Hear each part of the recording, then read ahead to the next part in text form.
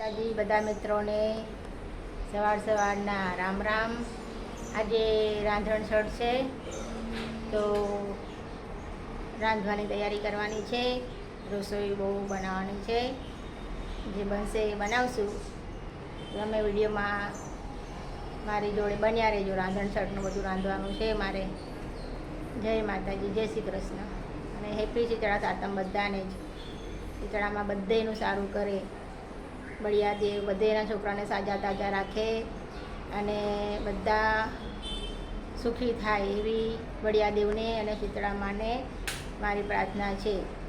હર હર મહાદેવ, જય દ્વારકાધીશ, જય મા મેલડી, જય માતાજી બધા મિત્રોને હેપી રાંધણછળ।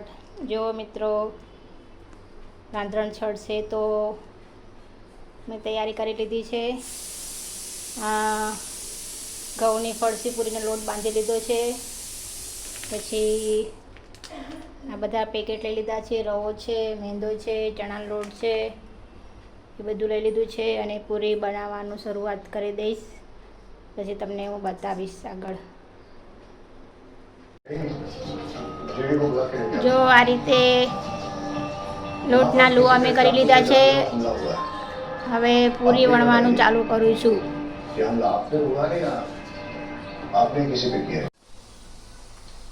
ઘઉંની પૂરી વણાઈ ગઈ છે અને એક બાજુ તરવાનું ચાલુ થઈ ગયું છે।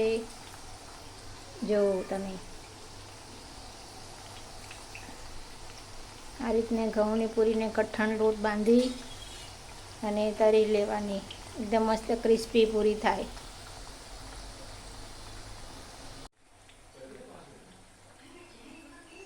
ઘઉંની પૂરી તરાઈ રહી છે।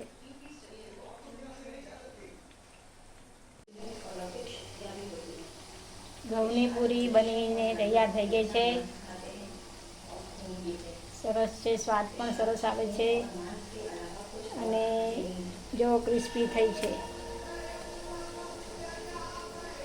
બહુ જ સરસ। હવે ચણાના લોટની પૂરી વણી કાઢી છે, પછી એને તરી કાઢું। ઘઉંની પૂરી બનાવી, હવે ચણાની બનાવું છું।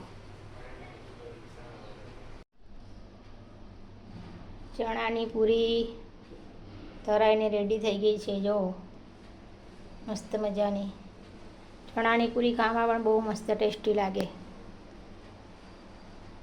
ચણાની પૂરી, મેંદાની પૂરી બની ગઈ છે, મસ્ત મજેદાર। મેંદાની બનાવી, ઘઉંની બનાવી, ચણાની બનાવી। હવે આગળ તમે મીઠી પૂરી જોશો। રાંધણછળમાં રાંધવાનું જ હોય, આખો દિવસ રાંધવામાં જ ગયો મારે તો, હજી કામ બાકી છે। જો મીઠા થેપલા બનીને તૈયાર થઈ ગયા છે। આજે છે શીતળા માની પૂજામાં મૂકવાનું છે, એ બી બની ગયું છે। મીઠા થેપલા બની ગયા છે। હવે બધું જ બની ગયું છે મારે। હેપી શીતળા સાતમ, માતાજીની પૂજા થઈ ગઈ છે।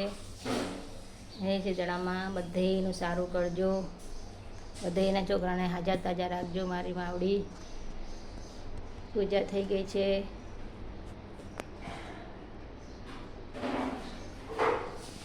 જય શીતળામાં।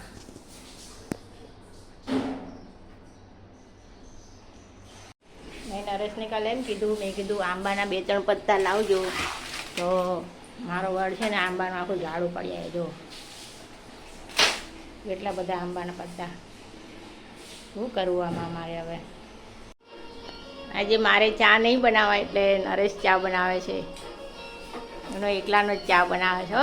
સુપરસ્ટાર નરેશ જો મસ્ત કલર કરી નાખ્યો છે ચાનો।